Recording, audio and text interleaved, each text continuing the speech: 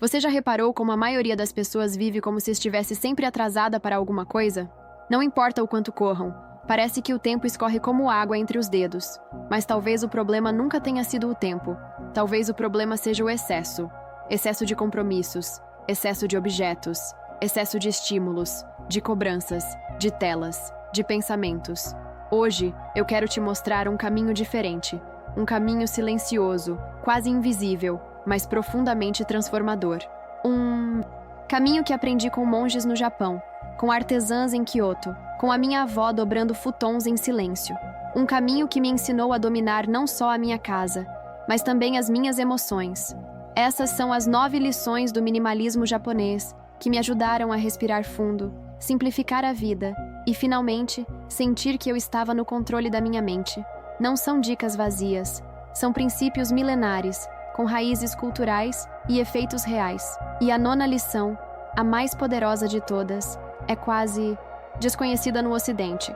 Fica comigo até o fim, porque talvez ela mude sua relação com tudo. E se antes de continuar, você já sentiu que precisa de menos ruído na sua vida, comenta aqui embaixo só um ponto final. Esse é o nosso sinal silencioso de pertencimento. Curta o vídeo, se inscreva no canal e compartilhe com alguém que precisa de mais clareza. Porque isso aqui é mais do que conteúdo. É o começo de uma nova forma de viver. Dancharí não é apenas um método de organização. É uma prática espiritual disfarçada de faxina. Enquanto no Ocidente a gente tenta organizar a bagunça, o Dancharí japonês ensina algo muito mais radical. Não deixar que a bagunça se instale. E isso começa com uma pergunta simples, porém transformadora. O que de tudo isso ainda tem um lugar verdadeiro na minha vida? Lembro de uma cliente, executiva de marketing em São Paulo, que me procurou chorando. Sua casa parecia uma vitrine. Almofadas caras, livros de design, objetos de decoração que comprava toda vez que se sentia ansiosa. E mesmo assim, ou talvez por isso, ela dizia que sua casa nunca tinha alma. Começamos com um único móvel, a estante da sala. Objeto por objeto, ela se perguntava: isso representa quem eu sou agora? Ou quem eu estava tentando provar ser? Ao final, sobraram 5 itens, todos com história, todos com silêncio ao redor.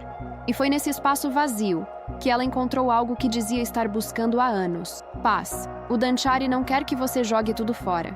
Ele quer que você mantenha só o que realmente sustenta a sua existência atual. O desapego físico gera uma faxina emocional. E quando tiramos o excesso, o essencial finalmente aparece. É como se a casa começasse a respirar. E com ela, nós também. Pratique isso hoje. Escolha um único canto, uma gaveta, uma prateleira. Tire tudo. E ao devolver, que fique apenas o que tem sentido real. Não porque você deve, mas porque agora você pode escolher com consciência. Minha avó Kiko tinha uma tigela, lascada. Era de cerâmica artesanal, com uma rachadura fina que atravessava uma das laterais como um rio seco. Um dia, tentei jogá-la fora, achando que estava ajudando. Ela me olhou com um silêncio que ensinava mais que qualquer livro. Depois, com calma, pegou ouro em pó e uma cola natural e colou a tigela. Agora ela está pronta para durar mais uma geração, disse. Foi meu primeiro contato com o wabi-sabi. O wabi-sabi é a estética japonesa que honra a imperfeição, a passagem do tempo, o desgaste natural das coisas. Em um mundo onde tudo precisa parecer novo, limpo e liso, ele nos lembra que há beleza nos arranhões da mesa, nos tecidos desbotados, nas marcas de uso, porque são exatamente essas marcas que nos lembram de que algo foi vivido. Aplicar o wabi-sabi na sua vida é aceitar que você não precisa esconder as suas falhas. Não precisa reformar sua casa inteira para que ela seja bonita. Às vezes, tudo o que ela precisa é de luz natural, entrando por uma janela limpa, um arranjo de folhas, secas na mesa e um espaço onde você possa ser você, sem maquiagem emocional. Um exemplo simples. Ao invés de trocar a cadeira antiga que está com a madeira desgastada, por que não restaurá-la com as próprias mãos? Ao fazer isso, você não está só salvando um móvel. Está reaprendendo a amar o imperfeito. Está dizendo para si mesma: eu também posso continuar mesmo com minhas cicatrizes. O wabi-sabi cura porque ele acolhe. Acolhe sua casa, sua história e, principalmente, a sua humanidade. No Japão, antes de gastar, as pessoas escrevem. Parece simples, mas é profundamente transformador. Kakeibo é um caderno, mas também é um espelho.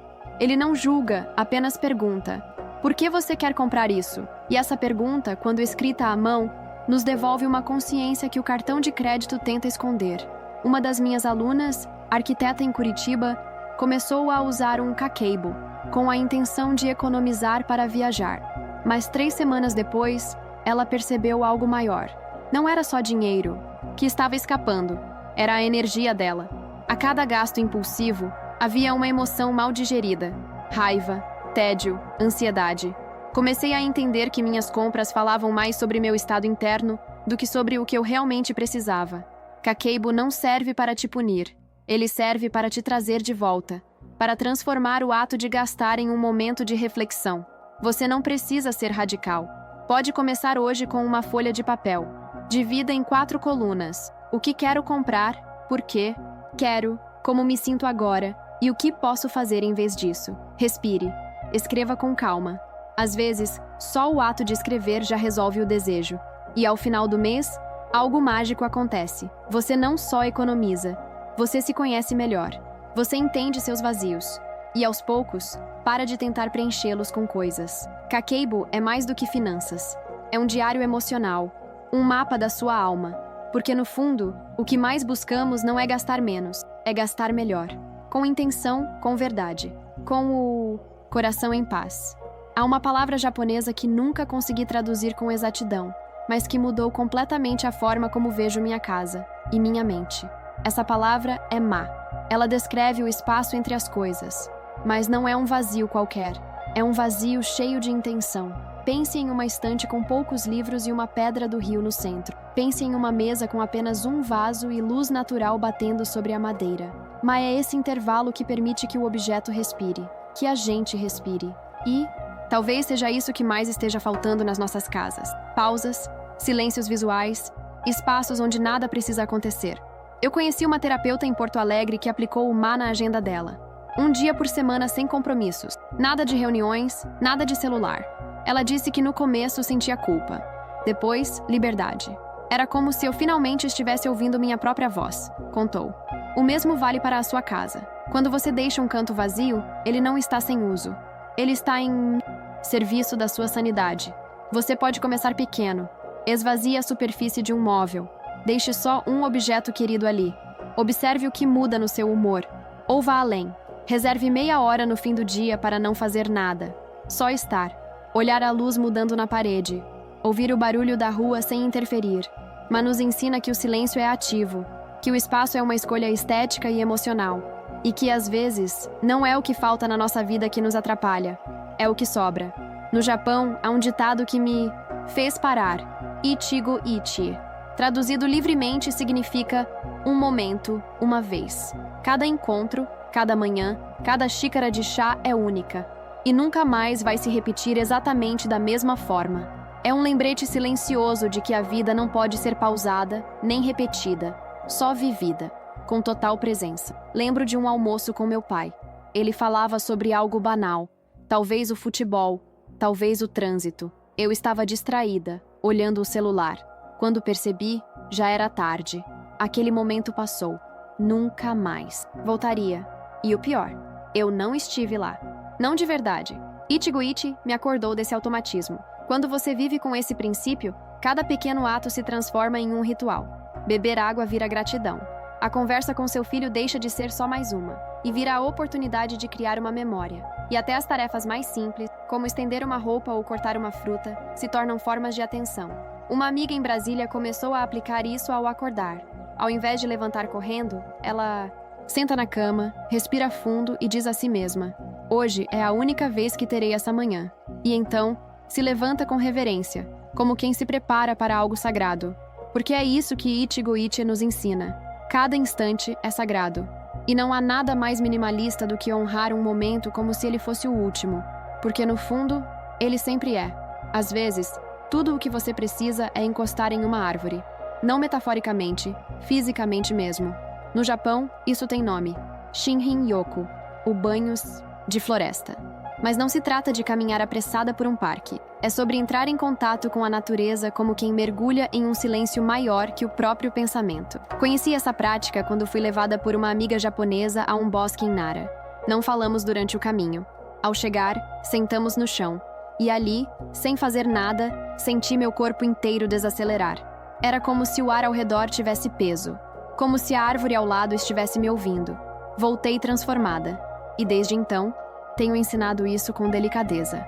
Uma seguidora do canal, que vivia em estado constante de alerta, me escreveu dizendo que começou com 10 minutos por semana embaixo de uma mangueira no quintal da avó. Ela chamava isso de banho de silêncio. E era ali, sem celular, sem música, sem tarefa, que sentia sua ansiedade dissolver como vapor de chá. Você não precisa de uma floresta. Precisa de presença. Pode ser num jardim público, num quintal, numa varanda com vasos. O que importa é o gesto. Estar ali de verdade, sem querer capturar, postar ou otimizar o momento. Shinrin-yoku é um lembrete físico de que pertencemos à natureza, que nosso corpo reconhece o canto do passarinho, o cheiro da terra, o som do vento nas folhas, como se fossem antigas lembranças de um tempo mais simples.